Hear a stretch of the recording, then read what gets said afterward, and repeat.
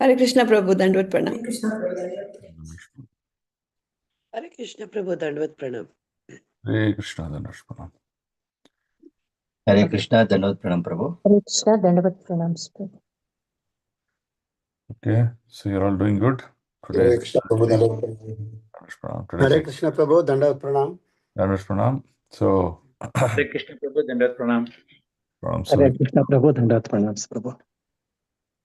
Om Ajnanaatimirandasya Jnananjanashalakaya Chakshurunmilitam Yena Tasmai Shri Gurave Namaha Shri Chaitanya Manobishtam Stapitam Yena Bhutale Swayam Rupa Kadamayam Dadadi Swapadandikam Vandeham Shri Guru Shri Yuta Padakamalam Shri Gurum Vaishnavamscha Shri Rupam Sagrajatam Sahagana Raghunathanvitam Tam Sajivam Sadvaitam Savadutam Parijana Sahitam Krishna Chaitanya Devam Shri Radha Krishna Padam Sahagana Lalita Shri Vishakanvitam He Krishna Karuna Sindhu Dinabandho Jagatpate Gopesha Gopika Kanta Radha Kanta Namostute Tapta Kanchana Gaurangi Radhe Vrindavaneshwari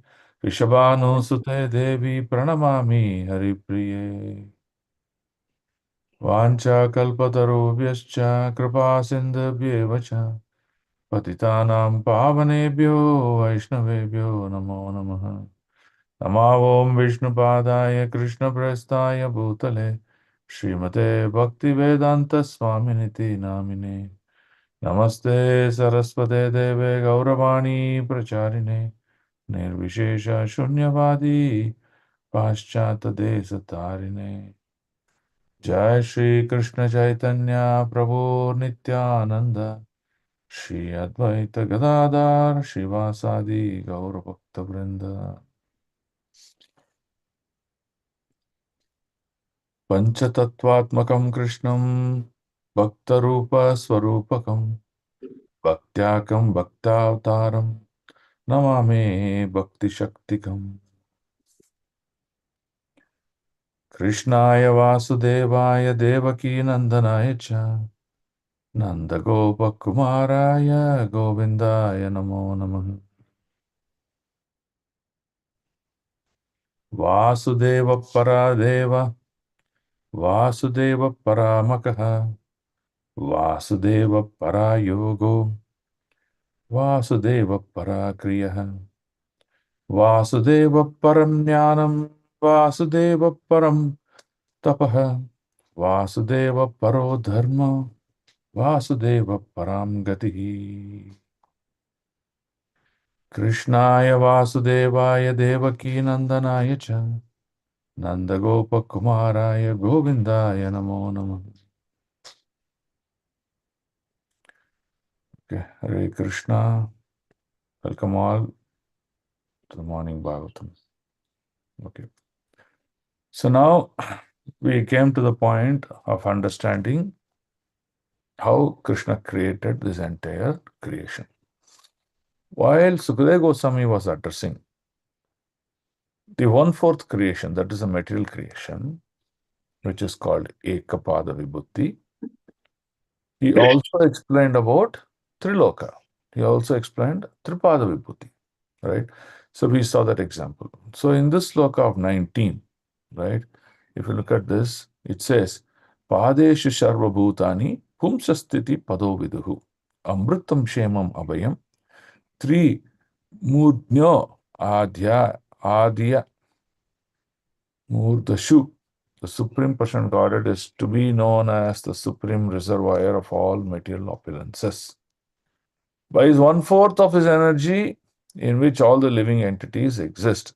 These are called the Nityabaddhas. Deathlessness, fearlessness, and freedom from anxieties of old age, disease exist in the kingdom of God. This is the Tripada Vibhuti, which is beyond the three higher planetary systems and beyond the material coverings.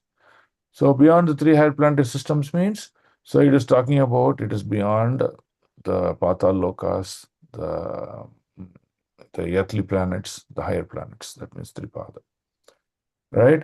So it is beyond these three higher planetary systems, and it is even beyond the Brahma Loka. There is something that is existing that he says is there is no deathlessness. That means there's no someone is being born and died. That doesn't happen. Fearlessness, there's no fear. Here there is fear, fear of loss, fear of someone attacking us, fear of losing, fear of death, fear of old age, fear of disease. There's fear for everything. Okay? And freedom from anxieties, right? So, Kunta means anxiety. Kunta means place of no anxiety. So, that place, the Tripada Vibhuti, is freedom from anxieties. What sort of anxieties? Old age, death does not exist in the kingdom of God. So, that's what he is explaining here. So, now what we will do is we'll have a separate discussion now explaining these three potencies. You see here, which I'm highlighting, the Sandhini, Samvit, and Haladini. So, we heard that the Lord's energies are infinite in number. There's no limit, unlimited energies he possesses.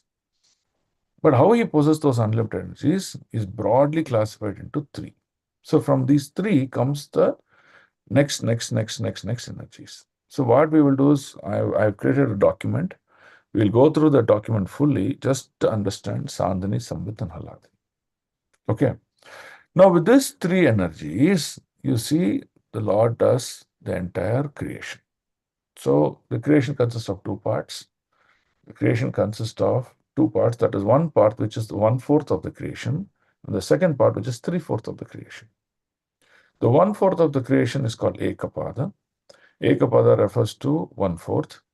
How much is this 1/4? The 1/4 is the one where Purusha Avatar, Mahavishnu, plays the role. From his body comes many andas. So how do you understand these andas? It says you take a bag of mustard seeds, right? Each mustard seed is one anda. And within that one anda creates this entire 14 planetary systems, right? So how many creates? If you take a bag of mustard, how much is there? Almost infinite, like that it is. As far as there are living entities who wants to enjoy themselves, who wants to feel the controlling nature, so they will be put into this material world, right? So that is what is the Ekapada portion. The other portion is the spiritual world, and we read that the spiritual world has many characteristics which are blissful, and there is no death in that, and the quantity of the spiritual world is 3 times, 3:1 ratio. So 3 times the size of the material world. And which clearly tells that the number of people who are sadhana siddhi, nitya siddhas, are much larger in number than the nitya baddhas, right? So we also read that in detail. Now this sloka, that is sloka from 19 to 22, right? From Srimad Bhagavatam, from this document, we'll only be reading the text now. From text, we can basically understand something. Then we'll go into the document to go into the details of it. Okay. So now 620. The spiritual world, which consists of 3/4 of Lord's energy, is situated beyond this material world. That means outside of the material. Last time we showed some pictures, right? And it's especially meant for those who will never be reborn, right? Others who are attached to family life and who do not strictly follow celibacy vows must live within the 3 material worlds. Okay? So this is the simple rule. If you desire, I don't want to be born again, I want to have deathlessness, I want to have eternality, then you get a space in the Vaikuntha Lokas or the spiritual world. Even the spiritual world has many planets. Just like how the material world has many andas, many solar systems, in the spiritual world has many Vaikuntha planets, and each Vaikuntha planet has its own characteristics. We discussed that also, right? So, people, if we are attached more to family life, what is family life here refers to? Family life refers to attachment to members of the family so much that you keep trying to do activities to satisfy them, right? So when you keep trying to do satisfying them, what happens? Your entire consciousness is all about your family members. Your entire consciousness is all about the material activities because you're trying to perform material activity not to satisfy your family. So this person is all about, you know, dharma, artha, kama, moksha. Is all about taking care of his family members.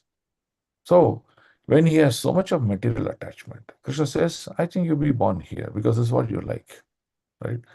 When you give two shirts to your son, what do you like? He'll say, I'll pick the black. I won't pick the white. Then he'll say, okay, you like the black, you pick it, that's what you get. So similarly, Krishna is offering both, and then you're saying, by your action, activities, words, thoughts, consciousness, you're saying, I love my family, I love my material activities, I want to be here. So Krishna says, Tatastu. And the Tatastu is your rebirth, which you're born here. Right? So that's what this sloka is trying to tell you. Okay. Now let's go to the next sloka. These things we'll be discussing in detail in the document now. Okay. 21. Stri vichakrame vishwan sasananena sasanana sasane ube sasanana sane ube yat avidyacha vidyacha purushas tubhya yashraya. By his energies, all pervading personality of Godhead is thus comprehensively the master in activities of controlling and in devotional service. That means he is the master of all the worlds, not just the material worlds, also the spiritual worlds. So when we say one supreme Parabrahman, one supreme personality of Godhead, when we say absolute truth, so these words give unique qualification to the Lord. What is the uniqueness? No one is beyond him. And wherever you go, whether in the spiritual world or the material world, you will see it is the potency of the Lord. He is the creator. And hence he is the ultimate master of both nescience is this material world, and factual knowledge of all situations. Right? So a man who understands this Shastric knowledge, he becomes very grateful to that creator. And he offers his prayers. Right? And even simple prayers can get one back home. That's what the Gajendra Moksham is all about. In Gajendra Moksham, until the last second of his death, he was trying to put his own effort to solve his problem. No, he never got into the idea that I have to reach out to the Supreme Creator, who is the cause of all causes. When he did that, he got liberated. Right? So that's exactly what it means to us also. Right? And that's what the sloka tells. So sloka number 19, 20, 21, 22 tells about the difference between the spiritual world and the material world and what are the characteristics. Okay. 622. Yashmadandam viragne bhutendriya gunatmakaha tadravyam atyagat vishvam gobihi surya ivatapam. From that personality of Godhead, who Krishna, all the universal globes and the universal forms with all material elements, qualities, and senses are generated. So whatever we have possessing in this body, whatever we see around us in this environment, whatever we see in this creation, whether it is small or big, all manifest from that personality of Godhead. Krishna says in the 7th chapter also, Bhumirapo Nalo Vayu, Apareyamatastvanyam. So in both these slokas, you see, Krishna says, whether it is the inferior, whether it's external, whether it is marginal, everything manifests from me. Okay? Yet he is aloof from such material manifestation because he's not interested in his material manifestations. Like the sun, which is separate from its rays and heat. Right? So sun rays are not in the sun globe. They come out of the sun globe and then they spread everywhere. Right? So just like that, Krishna is somewhere. From him, all this energy is manifest, and then it penetrates each and every aspect of this creation. Right? So from this, we can understand that how the Lord is present everywhere through his energies. Right? So that is the conversation of the slokas 19, 20, 21, 22, which describes the detailness of the three primary energies of the Lord, which is Sandini, Samvit, Haladini. So from these three primary energies, the spiritual world gets created, maintained, all activities performed. From the same energies, the material world also gets created, the maintenance of it, the destruction of the material world on a continuous basis also happens. So you can see that understanding these three energies in detail will help us to understand this entire creation in totality. Okay, that way you can understand the difference between Tripada and Ekavata Vibhuti and what are the characteristics between these two. So one can choose. So for example, if you are going into a room or a hotel to stay, if there are two hotels, one hotel is a 5-star hotel, another is a 2-star hotel, right? So you may inquire, okay, what are all the features in this 2-star hotel? And what are all the features in this 5-star hotel? Then you may say, okay, based on the explanation I got, I might choose to go to 5-star hotel, right? One may say, well, okay, I'm fine with a 2-star hotel. So that's the concept and that's the understanding. Okay. So now what we will do is before we go to that document to understand the three potencies, we want to read these 4-5 slokas where Brahmaji is trying to tell. This is a very important aspect of devotion now. 23 to 29 is very important aspect of devotion. Brahmaji is telling, I have myself experienced the energies of the Lord. I have myself experienced and myself, wondering what to do, and Lord showed me the direction. So he's going to show that now. Now how? So for example, you go to one anda. Garbhodaksha Vishnu was present. So from his navel sprouted the lotus. So once the lotus was done, from the stem of the lotus, Lord Brahma was manifested. Krishna created Brahmaji. Now here creation means nothing, very simple. Krishna had all the living entities, 10 billion, 100 billion, whatever it may be, in the womb of Garbhodaksha Vishnu, in his Garbha. Out of that, he picked one Jiva, who's performed a lot of austerities, who's considered to be the best Jiva in his consciousness, whatever it may be. I said, okay, you can be the next Brahma. So he took that one Jiva and manifested it through the lotus flower and gave him the body of the Brahmaji. Now, other factors about creation of Brahmaji will not go there now. After creating that, what did Lord tell him? Lord tell him, you have a job responsibility. What's your job responsibility? To create Srishti.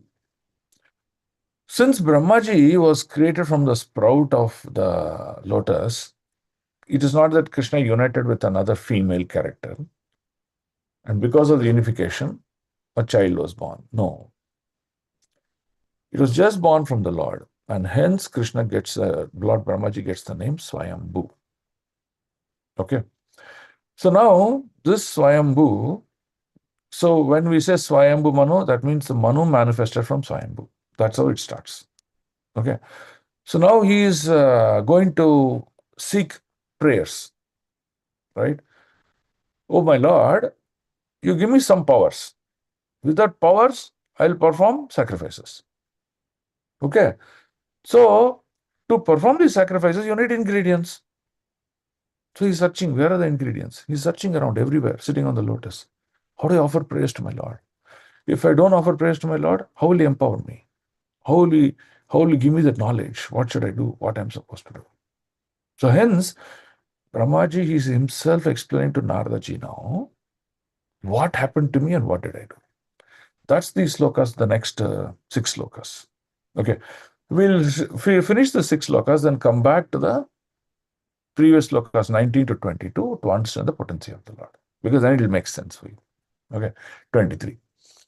Yadasya nabhyan nalinat aham asham mahatmanah Davidam yagna sambaran purusha vayavanrite. When I was born from the abdominal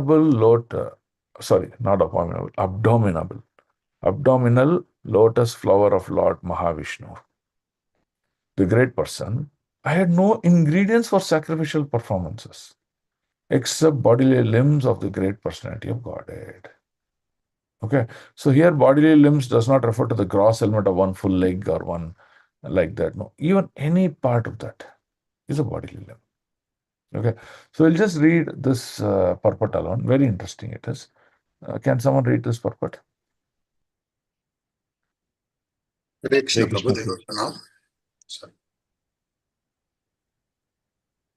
Can I read, Prabhu? One of you read, no? Yeah, Hare Krishna. The Lord Brahma, the creator of the cosmic manifestation, is known as Swayambhu, or one who is born without father and mother. The general process is that a living creature is born out of the sex combination of a male father and the female mother.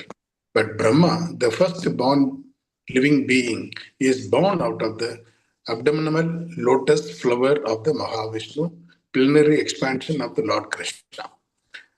The abdominal lotus flower is a part of the Lord's bodily limbs, and Brahma is born out of the lotus flower. Therefore, Lord Brahma is a part of the Lord's body.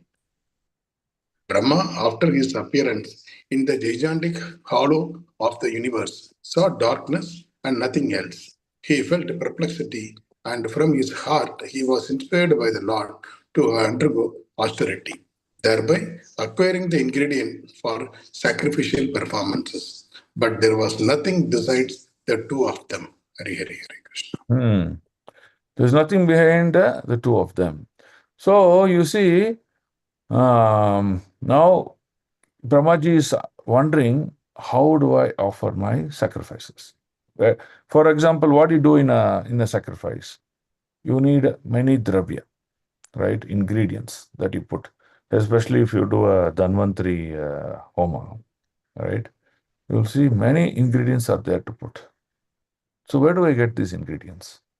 How do I offer? Now there are many ways to offer. One is getting these ingredients. Second is offering with his mind. That you can offer sacrifices with his mind. You can offer sacrifices by prayers.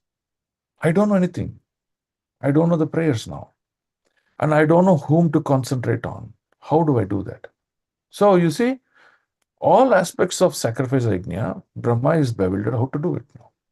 Okay, now let's look at this sloka. 24.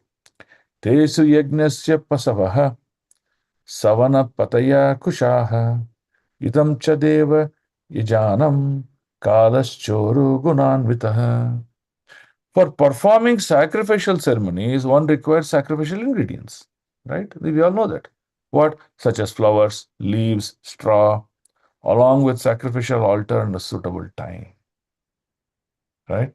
So you need an altar because that's the object of worship. And you need kala and desha, a place and time to not offer.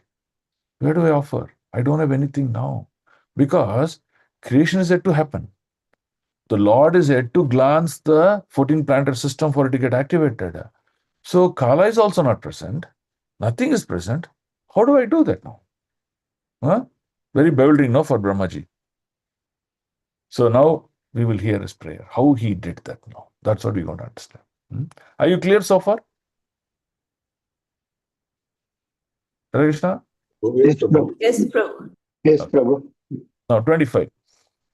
Vastuni oshadayahat sneha rasa loha mrido jalam richo yajumshi samani chaturhotram cha sattama. Other requirements. Now Brahmaji is saying, not just the flowers and the time, place, and sacrificial ingredients. You need other requirements. What? You need utensils, you need grains, you need clarified butter, you need honey, gold, you need earth, water, the Rig Veda for chanting the mantras, Yajurveda, Samaveda. I need 4 priests to perform the sacrifice. Even that is also not there, right?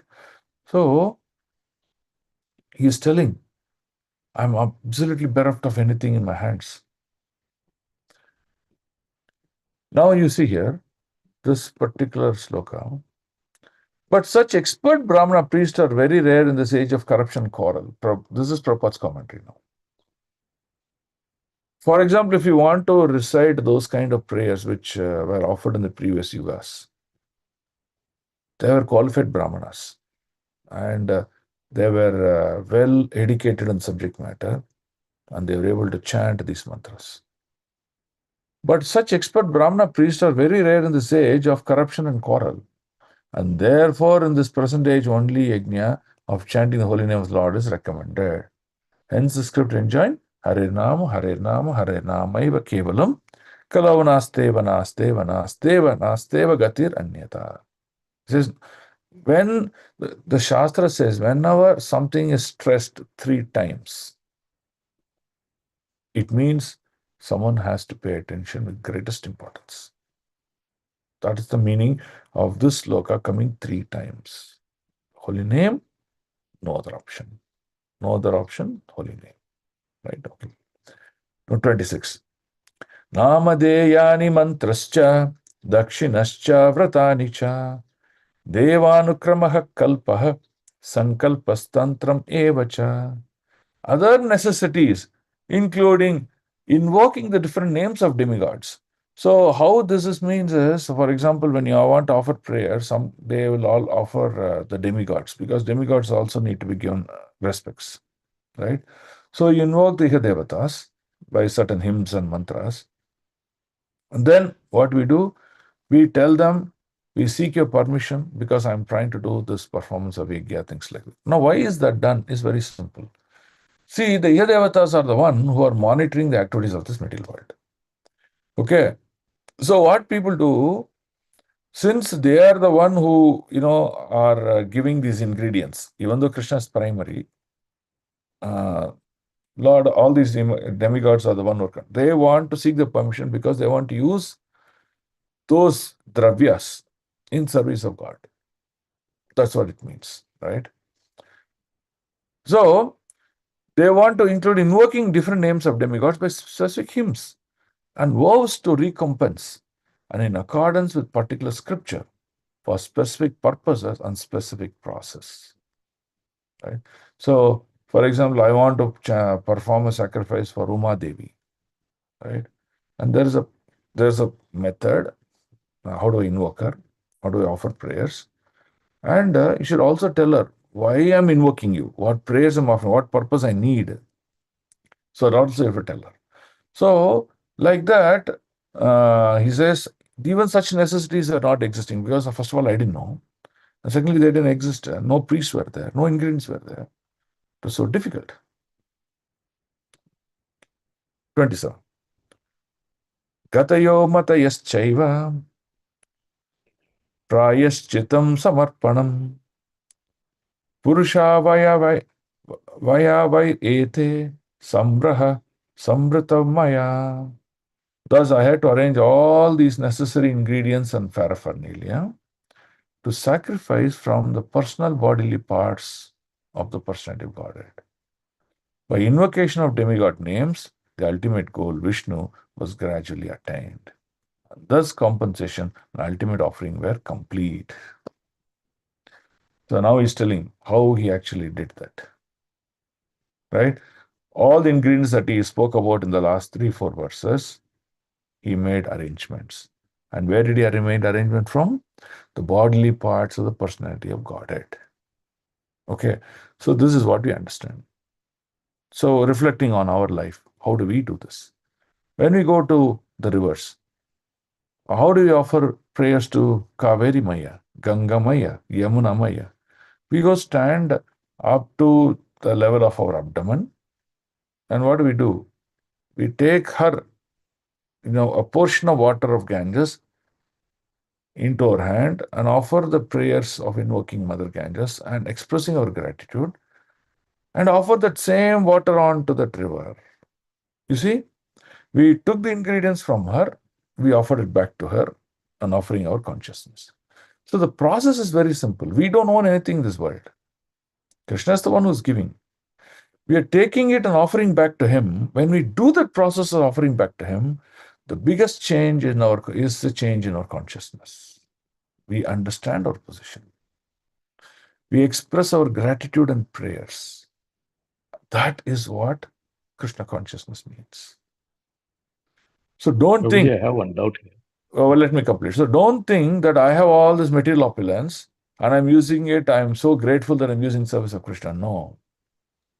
Whatever opulence that we are having is also opulence offered to us by Krishna. So, for example, let's say we're doing Sudarshan Homa, right? The Homa Kunta is present. And you're going to prepare a lot of ingredients to offer into the yajna, the fire sacrifice.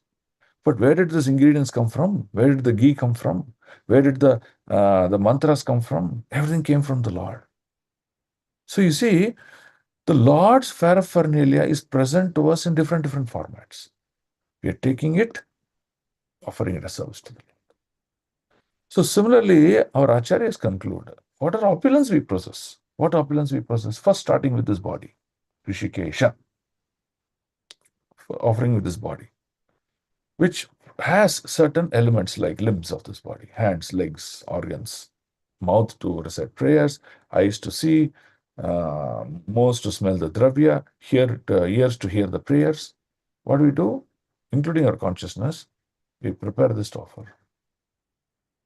Second, we may possess many material opulences, but where did they come from?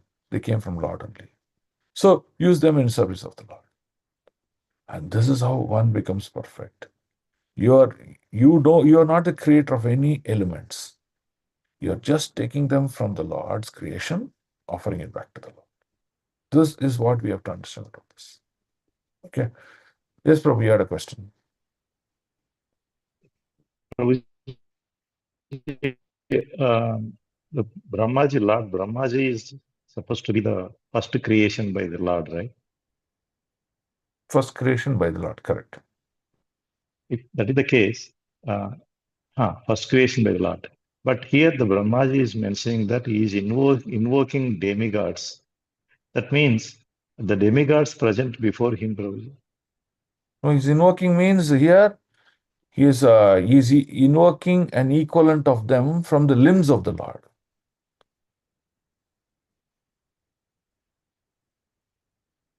Okay. Okay, so how do I make you understand this? Prabhu, now you're going to make kesari bath. For kesari bath, you need suji, ghee, and sugar. Okay. Now you don't have them. Then how do you make kesari bath? So you're going to take something equivalent of it. Okay. Maybe instead of suji, you may take some other elements. For example, in our Ekadasi day, we can take some sama rice also. And out of that also you can make kesari bath. Instead of sugar, you may say, I'll put equivalent of sugar, which is available in the form of saccharin or in the form of gur. Like that also you can put. So now what he's saying, I don't have those. So from the bodily parts of Krishna, the equivalent of them were invoked. So what is that? Is what he's going to explain now next. The details of those. Are you getting the equivalent of it? Understood, Prabhuji. So it does not mean they were created before them. So Brahmaji creates all the demigods. How the creation of demigods happens? Now we said one eligible Jivatma is picked up by the Lord and he gave the post of Brahmaji. Now what Brahmaji is going to do? He is going to take the living entities in the womb of Garbha and he's going to see, okay, who can be the next Indra, who can be the next Varuna, who can be this, who can be that, who can be this. He will take all of them and then give them this position. Be it Daksha, be it Manu, whoever it may be. He'll take all of those in and give those positions to them. So, these demigods are not eternal positions. They are Jivatmas promoted. After you finish a job, you retire, no? 60 years over, do you retire from your job? You retire. So, like that, the demigods also, once they finish their service and their timeline, they also retire. After the retirement, one more Jivatma is taken and he is given the opportunity to serve the position of a Surya Devata. Who does that? Brahmaji does that. Is this clear? Sure, Prabhuji. Yes, Prabhuji. Thank you, Prabhuji. So now let's read this purport, 27. In this verse, special stress is given to the person of the Supreme Lord and not his impersonal Brahmajyoti. Okay, that's why it says parts and parcel, limbs of the Lord. If it's impersonal, there's no limbs. అధ్యానం కూడా అదే.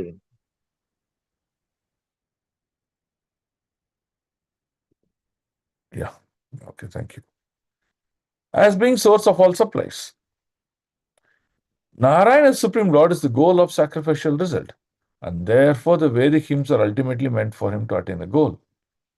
Human life is thus made successful by pleasing Narayana and getting entrance into direct association with Narayana in the spiritual kingdom of Vaikuntha. So, by taking the ingredients from the limbs of the Lord, you're making that ingredients offering back to him. You're preparing your consciousness about everything in this world of creation is Narayana. So I have to engage everything in service of Narayana. If you come into that level of consciousness, then you see Narayana everywhere. You don't see anything else. That's what is being stressed here. Okay. We'll read sloka 28 now. Iti samvrita sambaraha purushavayair aham tam eva purusham yajnam tenaivayajam ishwaram. Thus I created the ingredients and paraphernalia for offering sacrifice out of the parts of the body of the Supreme Lord, the enjoyer of the sacrifice, and I perform the sacrifice to satisfy the Lord. It is very similar, right? Krishna says, Bhumi Rapo Nalo. I created earth, all these 5 elements. From these 5 elements came to the different dravyas, right? We take these dravyas, offer into the same yajna when we perform Sudarshan yajna, back to the Lord. So you see, when we say Lord's limbs, it means an extract, a transformation of that. We take that, according to Shastra, we offer it back to the Lord. That's why, you see, he became perfect in satisfying the Lord. Okay, we'll read this purport. This purport is excellent. Can someone read this purport? So Mataji can read.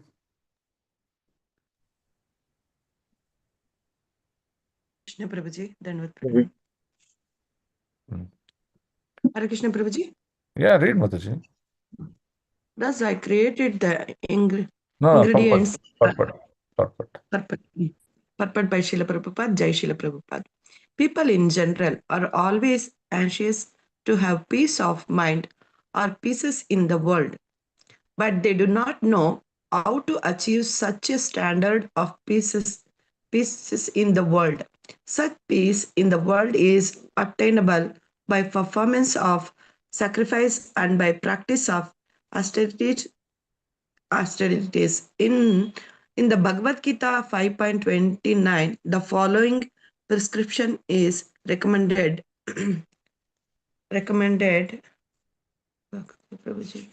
Bhaktya Bhoktaram Bhokta yajna tapasam. tapasam sarvaloka maheshwaram suhridam sarvabhutanam gnatpamam shantim ruchyati. The karma yogis know that the Supreme Lord is the factual enjoyer and maintainer of all sacrifice and of the austerities life. They also know that the Lord is the ultimate proprietor of all the planets and is the factual friend of all living entities. Friend of all living entities. Such knowledge gradually covers the karma yogis into pure devotees of the Lord through the association of unalloyed devotees, and thus they are able to liberate from material bondage. See, here is free to preach. That means one is preaching other. Who is that one who's preaching other?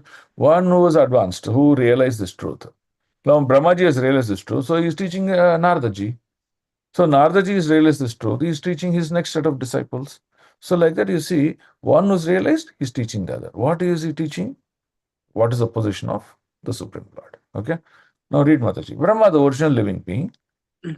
Brahma, the original living being within the material world, thought as the way of sacrifice. The word sacrifice suggests a dedication of one's own interest for satisfaction of a second person. That is the way of all activities. Every man is engaged in sacrificing his interest for others, either in the form of family, society, community, country, or the entire human society. But perfection of such sacrifice is attained when they are performed for the sake of the Supreme Person, the Lord, Pause here. because the Lord. Pause here. There's a very important statement. Here it is written, and everyone should meditate on this. What this means is each one of us are given with so much of energy, right? Energy internally, energy externally. Internally means within our body. Externally means things that we carry along with us in this material world. So much of energy, right?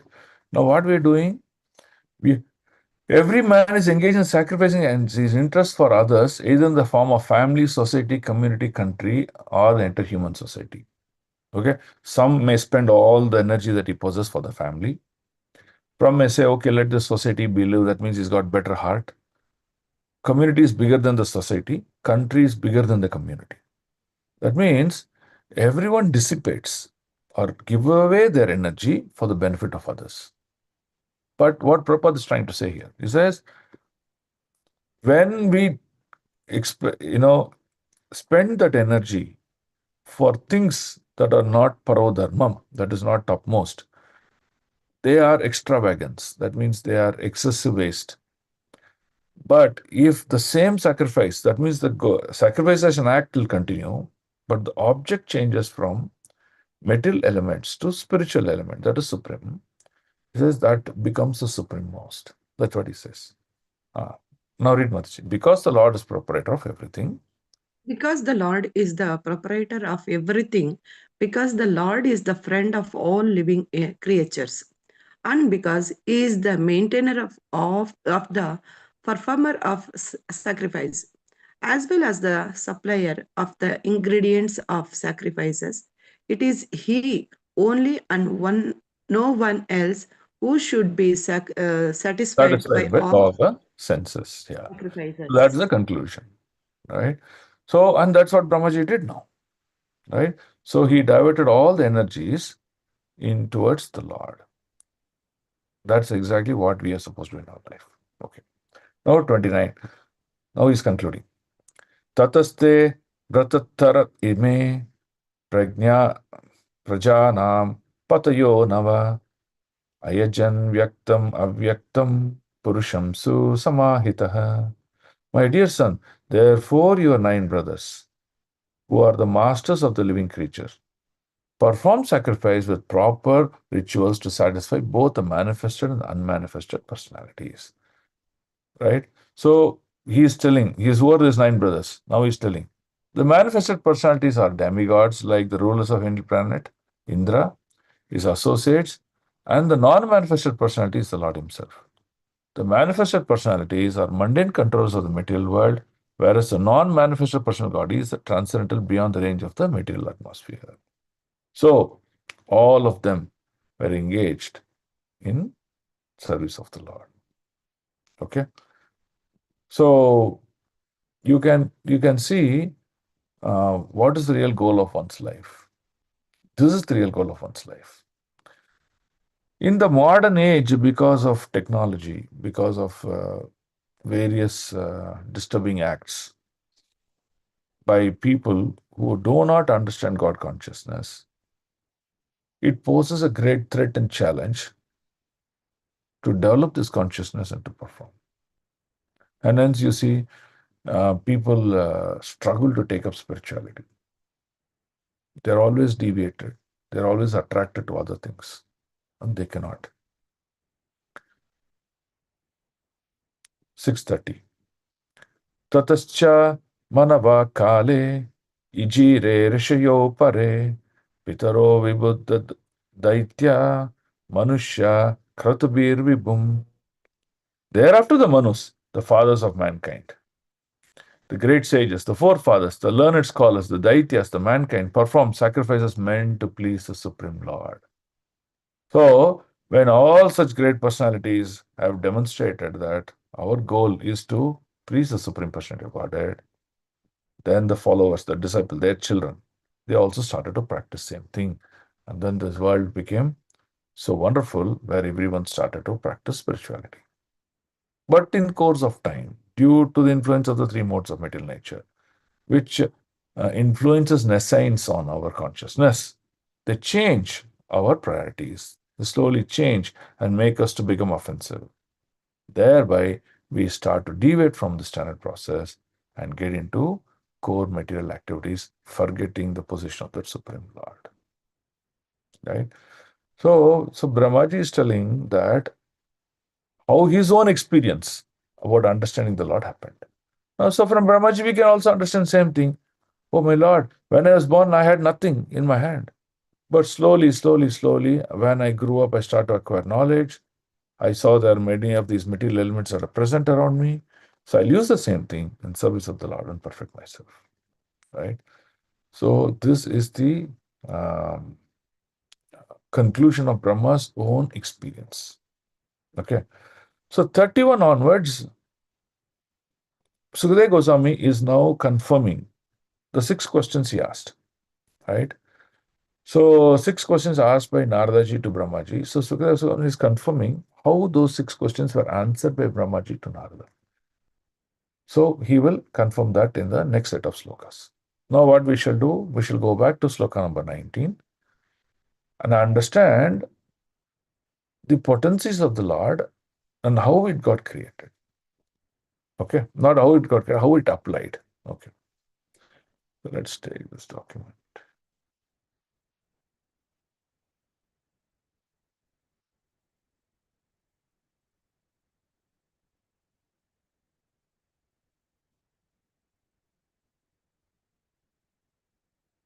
So, where is this document?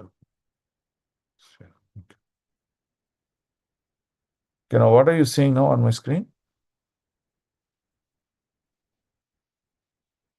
Meant to share it. Only sloka, Prabhu. We are seeing purport and slokas 31. Okay, now you're seeing The table, Prabhu. you're seeing table. Okay, so we've created this table. So we'll quickly see the difference between spiritual and material world, and then we'll come to the potencies of the Lord. Okay. So Ekapada refers to Material world, okay. Tripada refers to spiritual world. spiritual world. It is based on their size. 1 is to, that is 3 times Is one. size of this one time. Okay. Now birth death cycle. That means one who continuously changes his body, right? So in Ekapada it is present. You can see we are born, we die. Everything dies here. In Tripada, it is not present. So no one dies, right? So they possess a spiritual body, and eternally they possess the same. Okay. Who are the people who stay in Ekapada? Grahamedis and Abhratvratas. So who are these people? Who are, completely involved in family and materialistic life. There is no thought of God consciousness. What's the difference between these two, Grahametis and Abhrutavratas? They look similar, no, Prabhu? Yeah, they're very similar, but one set of people are like there's no God, and they are anti to this. They will say community life, social life, and things like that. Another set of people, they may say there is God, but they'll never give God focus, but they'll only enjoy their family life and material life and things like that. So such only people are present here, right? But in Tripada, since there is no birth, they understand Krishna, and they are always involved in activities that pleases the Lord, right? Okay. Lord inclination. In spiritual world, they're always thinking of Lord. They're thinking how to serve Him, how to please Him. In Ekapada, no inclination. They want to serve themselves. Okay. Then nature of souls. So here, the souls want to control. They want to be an enjoyer. and they want to see how they can exploit this material nature. Okay. What do the souls in the Tripada do? They do devotion service. Devotion service is exchange of love for pleasure of Lord. Okay. Fear, we talked about it. It's present in material world. It's absent in the spiritual world. Forgetfulness. Forgetfulness is present as avidya. Avidya means lack of knowledge. Since I'm not aware, I'm completely forgetfulness of the Lord. I don't even know Krishna exists. Right? So, spiritual world is full of knowledge. So they know Krishna, they know Bhagavan. So they're in complete state of vidya. Okay. Then we talk about number of souls. There are less number of souls in the material world, but spiritual world is much big, much larger. Sandhini manifestation, that we will read now. Satchidananda experience, they will not be able to experience such Chit and Ananda potency. They will only experience these things in the material format. But this is experience fullness in the Vaikuntha planets. Okay, that's the difference. So now let's read this document. The main potencies of Lord Krishna are divided into three energies called Sandhini, Samvit, Haladini. Mug up this. What is Sandhini? Sandhini means extension. Okay, for example, I have to exist in this place, means I need a house. And this house is constructed on a piece of land. This piece of land is part of a particular continent. Like that, many continents are part of this globe. So this earth is also being held by someone. And this earth is part of this, planetary system. So like that, you see, there is a hierarchical existence. And then this entire hierarchical existence is created, maintained by the Sandhini potency of the Lord. No, this Sandhini potency is so powerful that not only this material world is maintained, but even the spiritual world. Okay. Second potency of the Lord is called Samvit. Samvit means knowledge, awareness. Anything you say. For example, I take one small duster. See, this is a duster. See, this duster got something that I can use it to rub. It's got color, it's got form, it's got shape, it's got ability to do something. So the knowledge of this also is coming from some potency. So like that, this creation is full of knowledge of various subject matters, various things. Everything come from this Samvit potency. You go to temple, you offer prayers, you chant some mantras, you're reading some material subjects like physics, chemistry, mathematics. Everything is coming from this Samvit potency. It's called knowledge potency. Okay. The third is the Hladini potency. It is not Hala, it is La. H is L and merged together. Hladini. So Hladini potency is called the potency of giving pleasure to the Lord. It's called the bliss potency. So there are three energies that manifest. So the Lord is considered to be the supreme enjoyer, and hence there is an energy called Hladini, which helps him to become the enjoyer. Okay, so we will now see into detail these three potencies and how they act on it. Okay, so just share.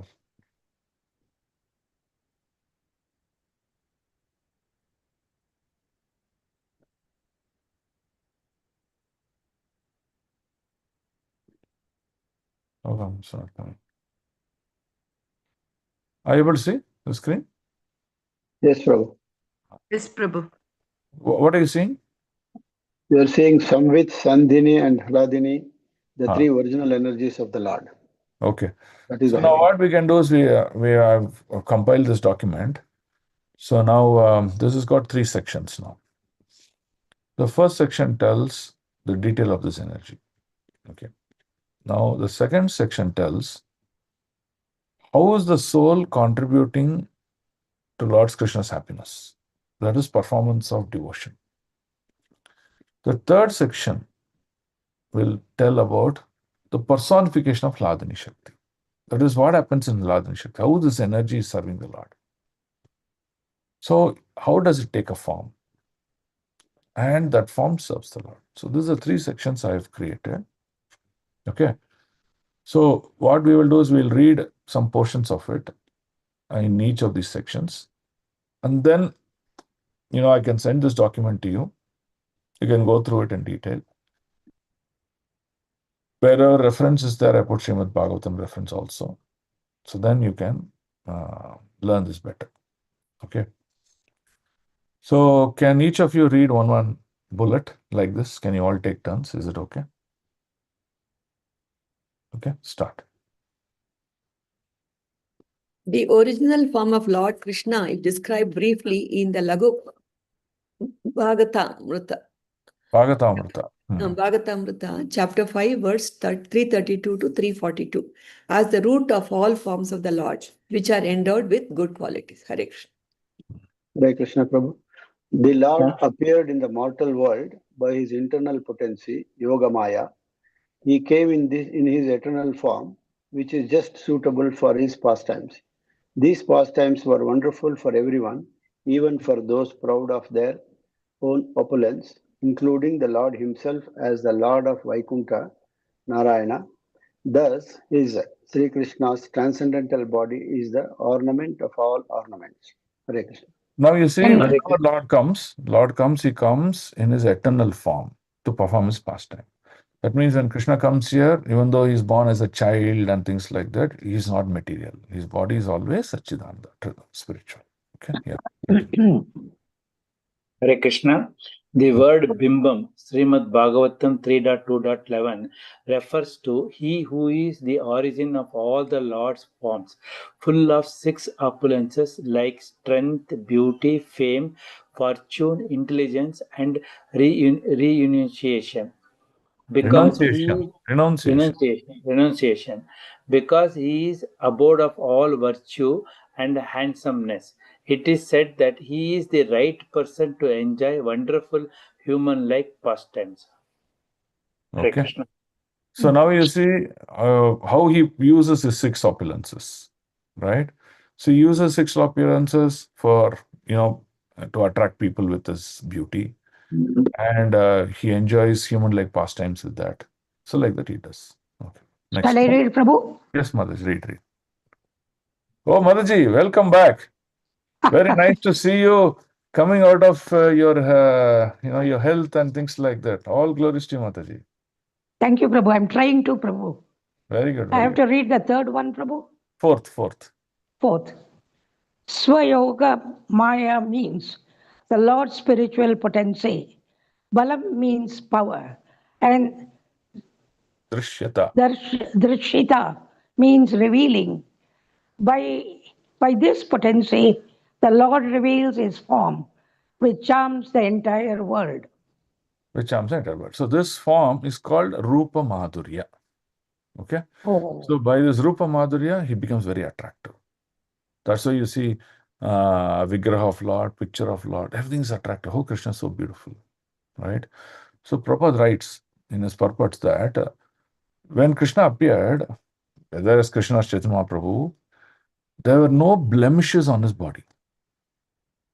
Okay, so you know what a blemish is? So for example, you take a most beautiful girl. Okay, even though she is considered to be most beautiful world, like Miss World or whatever they call it as, you will see some defects.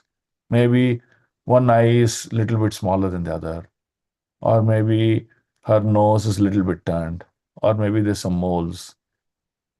Somewhere in the body, there'll be some defects. It's impossible to have defect-free body. But Prabhupada writes that when Krishna was present in this world, his entire body, that is from the top of the hair to the bottom of the feet, if you scan very detailedly also, you will find perfection. No blemishes at all, no mistakes at all. Whether it's Chaitanya Mahaprabhu, whether it was Krishna. That is the perfection. That is how the Rupa Madhurya manifested. Okay, are you able to get it? Hare Krishna. Next. This form fills even Lord Narayana and the other avatars with great and new wonder. And Parama Padam means he who is the abode of the most exalted eternal opulence. Here it is said that the Lord's form has no equal or superior. Hare Krishna. Okay. So perfect. So you remember the pastime? Which pastime? That even Lord Narayana was attracted to see Krishna? The children of Brahmana were stolen. Yeah, And then stolen. Right. So why he said, oh, I know Krishna and Arjuna, you will come so that I can get your darshan. I want to see. And why he wanted to see the Krishna? Because of the Rupa Madhurya, that potency. Right? Okay. Yeah, 6. Someone read 6. Hare Krishna Prabhu. Vigraha are the form of eternal knowledge, bliss. Eternal knowledge itself is a form of the highest happiness and awareness. But when we add that to the quality of eternity and eternal bliss, such joy is beyond our conception. However, we cannot understand eternity with our feeble, feeble brain. We have been conditioned by unlimited lifetimes in the realm of past, present, and future, and are unable to understand anything else. Eternal. Okay. So eternal means unlimited life, no death at all. We only when we hear eternality, we can't imagine what does eternity means. Right? That's what Prabhupada says. Because of our conditioning of the material nature. Okay. Yeah. 7. Hare Krishna Prabhu. Here in the above verses, it has been explained that the Lord is one spiritual energy in 3 parts, namely eternity, eternal knowledge, and eternal bliss. These are called Samvit, Sandhini, and Hare Krishna. Ladini. Okay. Hare Krishna. Ah. Hello, Prabhuji. The 3 material modes of goodness, passion, and ignorance, which has to do with the other set of 3 energies of the Lord, consisting namely of the spiritual energy, the material energy, and the marginal energy called the Tatastha Shakti. The Jiva souls who are subjected to the 3 modes while in their conditional state in this material creation, but the 3 kinds of internal potency of the Supreme Lord Krishna are the Haladini or pleasure or bliss potency, Sandhini are the existential potency of external existence, and the Samvit are all cognitive knowledge potency. The total exhibition of these potencies is called Vishuddha Sattva. And this platform of spiritual variegatedness is displayed even in the material world when the Lord appears here, especially in his form as Vasudeva, which is the Lord as he is above and beyond all material influence, such as the modes of material nature. Hare Krishna. Hare Krishna. So when we say Vishuddha Sattva, it refers to the combination of all 3 energies. Samvit, Sandhini, Ladini. Okay? Yeah. So now you should read 9 and the sub-bullets 4 points. Okay? Yeah. Hare Krishna Prabhuji. Dandavat Pranam. Dandavat. The Sri Chaitanya Shishtastakam by Srila Bhakti Vinod Thakur. Shikshamrita. Oh, sorry. The Sri Chaitanya Shishtamrita by Srila Bhakti Vinod Thakur further explains the nature of Lord's energies, the Sambits, Sandhini, Haladini, and how they expand into many forms for different purposes. The Chit influence of this energy manifests the Lord Self, His form, His places of pastimes, and all accompanying objects. The Jiva Shakti of this energy manifests the infinite number of liberated and conditioned souls situated in eternal spiritual time. The Maya Shakti of this energy manifests the infinite number of universes as temporary dwelling places for the conditioned souls. Pause. So now you see the Chit which comes from Samvit is the one which is the cause of Jiva Shakti, that is us. Maya Shakti is the material nature. Right? So he is explaining Jiva Shakti are infinite in number. We souls are very, very large in number, right? And we are in a both liberated state and the conditioned state, right? So we are influenced and present in the Kala Chakra, time. Time keeps carrying. That's what Jiva Shakti position is. And Maya Shakti, they create all these infinite energies, right? Trigunas, the material energies, right? You get the 3, many universes, all these things. So that's a Maya Shakti. Okay. Now he's talking about Sandhini potency. Yeah. Read, Mataji. Second point, by the Sandhini portion of the energy, the spiritual places, time, and objects are all manifest. Yeah. Third, by the Samvat portion of the energy, knowledge of all relationships is manifest, along with all types of emotions peculiarly to the different abodes of the Lord. Actually, it's not peculiar, particular to different abodes of the Lord. Okay. Fourth, by the Hladini portion of the energy, all the experiences of bliss suitable to each abode is manifest. In other words, God as a real entity is revealed through his energy. Yeah. So what does this mean? Just to understand experience of bliss suitable for each abode means, so you see when you go to Goloka Vrindavan, this pleasure potency is in a one type. But now let's say you go to Ayodhya, Vaikuntha planet, that same pleasure potency is in different format. Now you go to planet of Aniruddha, you will see the same pleasure potency, different format, right? So how to understand this? For example, if I stay in a 7-star hotel, the facilities, comfort is completely different. But let's say I stay in ordinary lodge, that is completely different. Both are staying, but you see the experience is different. So like that, this Hladini also varies in each and every planet. That's why you see, for example, Bangalore life is different from Mysore life. And Mysore life is different from Gulbarga life. Even though all are places of stay, everywhere people are there, everywhere buildings are there, still the different comforts, different things manifest. That's what it is. Okay. 10? Someone read 10. Srila Prabhupada also explains it this way. The absolute personality of Godhead, Sri Krishna, is the omnipotent form of transcendental existence, knowledge, and bliss in full. His internal potency is exhibited first as Sat, or eternal existence, or in other words, as the portion that expands the existence function of the Lord.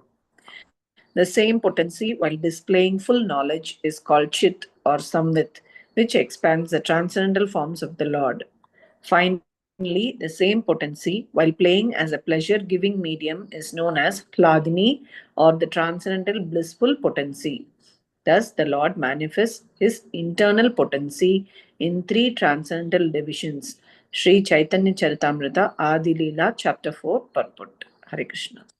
Hare Krishna. Okay. Yeah, last one. Yeah. Who's going to read? Hare Krishna. Shall I, Prabhuji? Hare Krishna. One of you. The soul is a knowing spirit and blissful.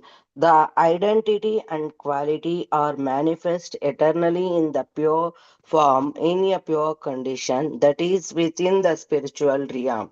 In contrast, this identity and quality become manifest in a perverted form in the material realm. Pause. So what does this mean? It means originally soul is pure. It is fully blissful in a state of Ananda and is fully aware of everything. Okay, that is the original quality of the soul. That is the Jiva Shakti that we have now, what we are. But what happened? Because we came in contact with these material gunas, we became completely impure in our consciousness, not externally, in our consciousness. So that is the transformation of the consciousness that this soul went through after it came to the material world.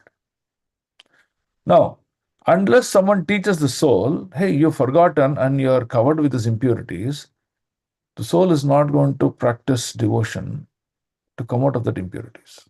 And that is the problem it is suffering. And hence you see a role of a spiritual master or a devotee who's giving you a helping hand to come out of these material thoughts. Okay, is considered to be very dear. Why? Because he's a great helper for me. Right? How, for example, I'm suffering economically. I'm a beggar. One person came and said, hey, what are you, man? You're begging? Come, I'll give you a new life. He took me, gave me a clean shave, took me a bath, gave me money, gave me a house, gave me some position, and said, now lead happily. Like that, the spiritual master is doing. That's what it means. Okay. Now read Mataji. By exercising logic. By exercising logic within the mind or by investigation through the senses of the material body, the nature of the spirit cannot be known. Only spirit can truly know spirit. The mind itself cannot understand it, which is why we have to attain a level of realization beyond the mind and senses. Spirit is a particular combination of conscious elements, and by this combination, the soul's spiritual body, the Lord's abode, and the Lord's form are manifest. When the Icha Shakti conscious side Conjoins. conjoins Conjoins means joins together, get together. the body. Icha Shakti means the energy or this one which makes us to desire. I desire to do devotion. I desire to enjoy. I desire to do this. That is Icha Shakti. Conjoins with this spiritual body bliss, which is the nature of spiritual objects, becomes manifest. From the Sandhini, the nature of spiritual object, from Hey. the Sandhini Shakti arises the spiritual body, from the Samvit Shakti arises knowledge and will, and from the Halidini Shakti comes bliss. When these when these three energies combines in the soul manifests completely. The Pause. soul Now, when these three Shaktis in their little formats, they combine together, soul manifest. That's why we also have Ananda. That's why we also possess some knowledge. You see, all because of the presence of all these things, right? But they are limited or perverted, that's different. But we possess is because of a combination of three energies. Read, Mataji. The soul's body is a particle of spirit of the Sandhini Shakti. The soul's will is a particle of Samvit Shakti, and the soul's will is very small portion of the Haldini Shakti. This is the true identity of the soul or his dharma. If the consciousness of the soul manifests ecstasy through the Hladini Adini Shakti. Hladini Shakti, the soul has attained the state of Rati. Rati also means Bhava or the seedling of Prema, which is the manifestation of complete and ecstatic love for Lord Krishna. This is the highest level of spiritual maturity for which the soul is meant to attain, which also leads to the foremost levels of happiness and bliss. Perfect, right? So what Hare happens when we perform devotional activities? It is nothing but the potency of Hladini Shakti manifesting. What does it do? It makes the soul to understand its dharma. Dharma means what is my duty? What am I supposed to do? And when we understand and perform activities on the dharmic platform, the soul attains the state of Rati. Rati means it is a state of bliss, right? So Rati happens before Bhava. So now we have Nishta, we have Asakti, then we have, after Asakti, what comes? Ruchi. So Nishta, Asakti, Ruchi. After Ruchi, we had Bhava. So between Ruchi and Bhava comes Rati. Okay. So where the Rati becomes preliminary. That means it becomes the basis of Bhava, and from Bhava comes Prema or Mahabhava, right? Yeah. So that's what is being mentioned here. Okay. So you have to read this document once, twice, or thrice slowly. You will understand this. The construction is such that simple words are used and step-by-step bullets have been used. So what we will do is the 12th. How does the soul contribute happiness? And then this personification of Shakti. This is very important. This personification of Hladini Shakti is very important. What we will do is we will read this together in the next class. Okay. So this Hladini Shakti is completely about who's Radharani and how Radha Krishna pastimes happen. Okay. So when we understand this, why is the mode of pastime like this? Why Radharani comes like this? Then we'll understand the truth about, you know, the activities of Radha and Krishna, and how it's attractive, and why we should become part and parcel of that activity is what we will learn out of this. Okay, so this personification of Radha Shakti is very beautiful to read. We'll read together in the next class, but I'll send it around. You take your time to read it so that you will have your own understanding, and we will read together again in the next class. Okay, are you enjoying this? Yes, Prabhu, really. Yes, Prabhu. Yes, Prabhu. Okay, good. Yes, Prabhu. So we will go into detail in the subsequent classes. We will try to close this. Okay, so we have almost summarized, come to end of the 6th chapter now. So now so now he'll just summarize. Brahmaji will summarize and he will end. So in next one class we should be able to complete the 6th chapter. Then in the 7th chapter, Brahmaji is explaining what are all the incarnations that Lord takes.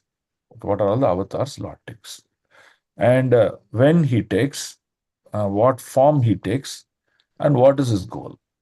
Right? So Brahmaji is explaining this to Naradaji. So you see, Brahmaji has explained the entire Bhagavatam to Naradaji.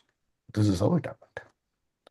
Because Naradaji came to know about the whole thing from Brahmaji, this is Srimad Bhagavatam, which was revealed by Krishna to Brahmaji.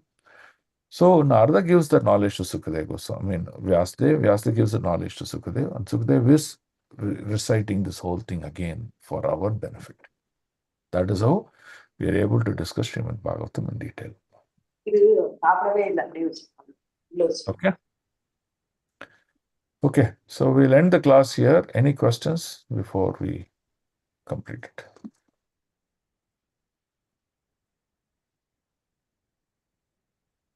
There are no questions, maybe you don't understand anything.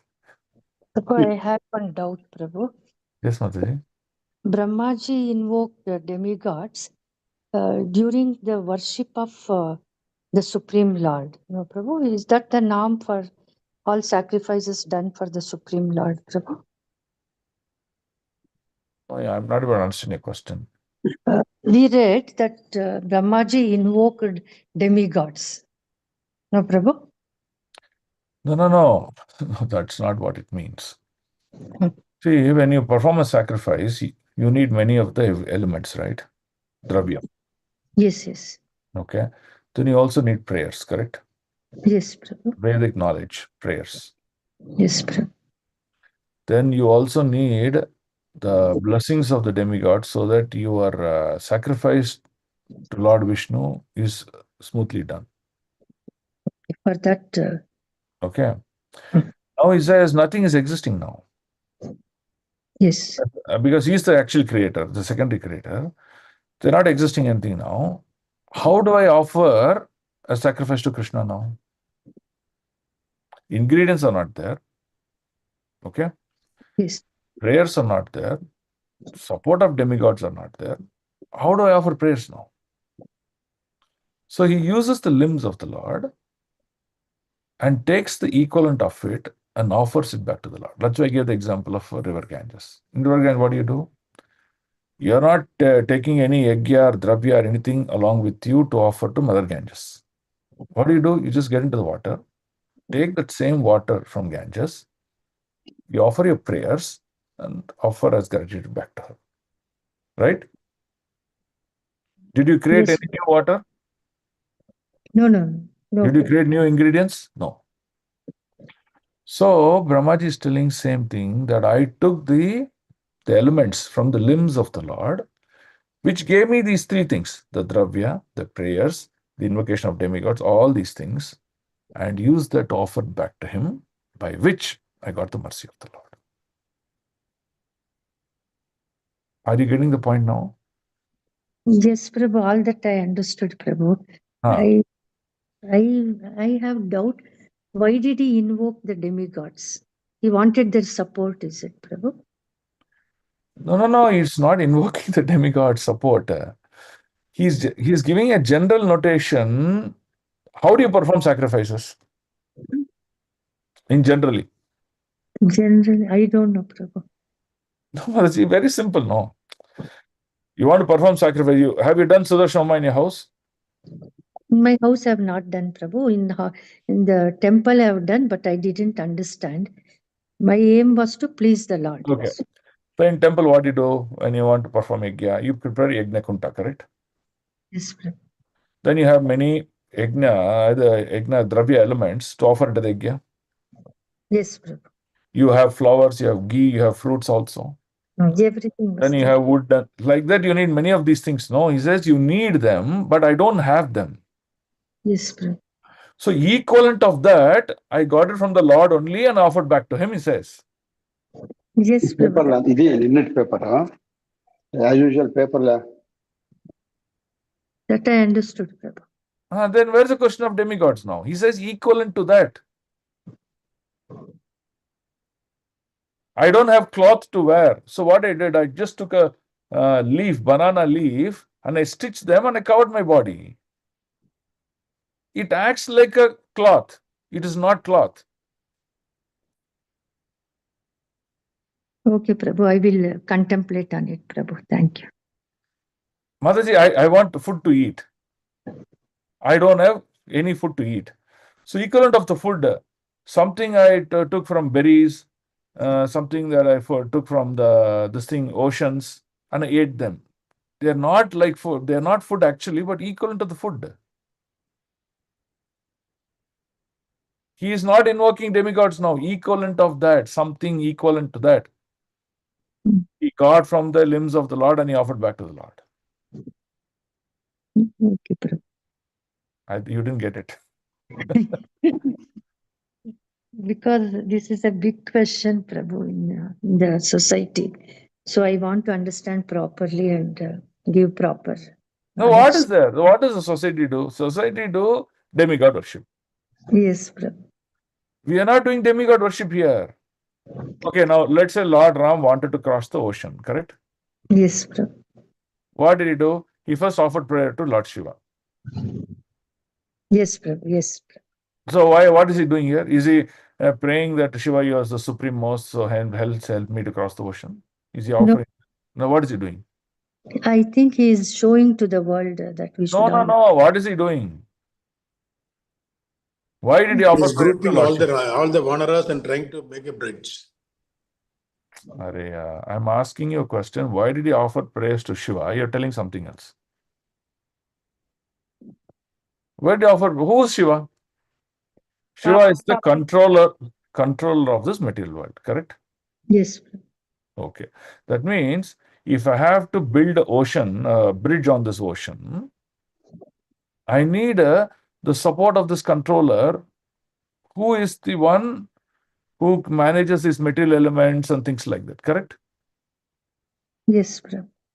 So hence is telling Shiva, please help me to build the bridge. Even the Supreme Lord. Yeah. Okay, how? Now, let's say, Mataji, you're you're the managing director of your company. Managing director of the company. Who's the managing director? Is the head, no? Head, Prabhu. Is there anyone superior to managing director? Okay, no, Prabhu.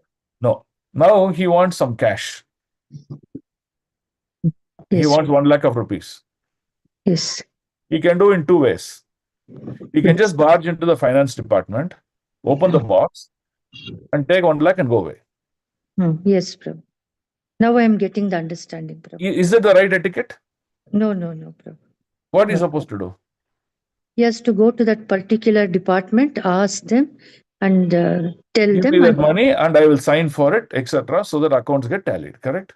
Yes, Prabhu. Now, Yes. just because he's asking the finance department to give me that 1 lakh, has the finance department become superior to the managing director? No, Prabhu. Are Now you getting the point now? Yes, yes. So hence, as a form of etiquette, to give respect to each person performing his roles, yes, but Ram offered praise to Lord Shiva. Is it clear? Yes, Prabhu. Thank you so much, Prabhu. Understood. Now what Brahmaji is doing? We offer prayers to demigods just to show respect to them that you are the one who are controlling various activities in the material elements. We're just telling you that we're going to offer a great prayer to Lord Vishnu for his satisfaction. Please help us to complete the process successfully. I am not offering prayers to demigods. Yes, yes. Yes, Prabhu, understood, Prabhu. Thank you so much. Did you really understand? Really 100% understood, Prabhu. This was what I had in mind, but I got confused when Brahmaji offered, said like that. That sentence came. Yes, Prabhu. Really understood, Prabhu. Okay. Thank you. Like the example of a managing director was the clinching point, Prabhu. Okay, great. Okay, excellent. Hare Krishna. Okay, Hare Krishna. Are we done? I have any other questions? Okay, thank you. Thank you for all your wonderful association. Today is Ekadashi. So practice devotion nicely, get the mercy of their lordships, and make your life wonderful and successful. Radha Srimad Bhagavatam ki jai, Srila Prabhupada ki jai, Gurudev ki jai, Nitai Gaur Premanande. Vancha kalpatarubhyascha kripa sindhubhyev cha patitanam pavanebhyo vaishnavebhyo namo namo. Ananta koti Vaishnava ki jai. Vaishnava Thakur Srila Prabhupada ki jai. Om Tat Sat. Thank you. Krishna Prabhu, Hare Krishna Hare Prabhu, Krishna Dandavat Prabhuji, Pranam Dandavat Prabhu. Pranam. Hare Krishna. Dandavat. Hare Krishna Prabhuji, Hare Dandavat Krishna Prabhu, Pranam. Dandavat Pranam. Thank you. Prabhuji, Dandavat. Dandavat Pranam. Hare Krishna Prabhu, Dandavat Pranam. Happy Hare Ekadashi. Krishna, Dandat Pranam Prabhuji. Hare Krishna Prabhu, Dandavat Pranam. Dandavat Pranam. Hare Krishna Prabhu, Dandavat Pranam Prabhu. Hare Krishna Prabhu, Dandavat Pranam. Hare Krishna. Dandavat Pranam. Dandavat. Hare Krishna. Okay, I'll end the meeting. Thank you.